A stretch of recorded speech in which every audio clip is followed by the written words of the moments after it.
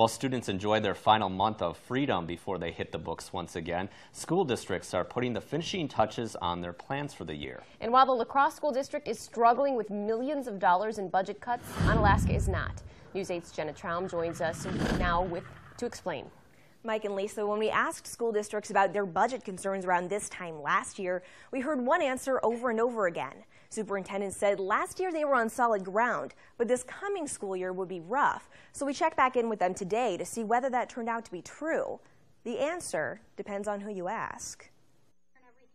The La Crosse School District faced a budget dilemma this year. How does it keep class sizes from ballooning and avoid slashing programs when millions of dollars in cuts are staring them in the face? Yeah, we took quite a hit this year, over $4 million in budget cuts that had to be realized coming into the 12-13 school year. The cuts are a result of reductions in state aid. Adjustments to employee health insurance required by Governor Scott Walker's reforms brought the district $1.5 million in savings. But that wasn't enough. This year, high school teachers are being asked to teach 6 out of 8 class periods each day, instead of 5 out of 8. Plus, the district had to cut what amounts to 6 full-time positions. The layoffs saved $500,000, but it wasn't an easy decision to make. Oh, it's devastating. I mean, you think you've done so much to attract these people, bring them into our district, you develop them into the La Crosse way of doing business, and then a year or 2 years later you have to say, I'm sorry, there's just not enough money in the budget.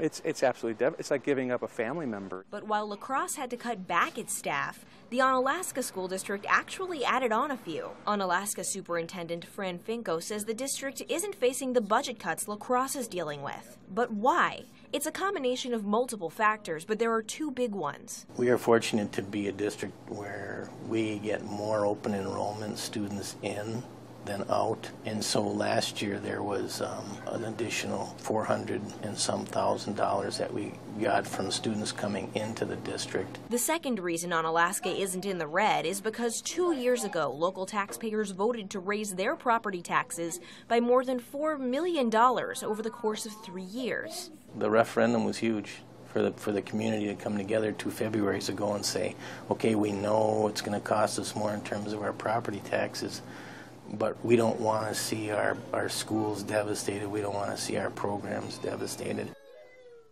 So the referendum keeps Onalaska schools covered this school year and next year too. But after that, they're either going to have another referendum or find some other major source of revenue. Thanks, Jenna. In the La Crosse School District, 4 of the staff members laid off have been rehired to fill job vacancies left by retirements.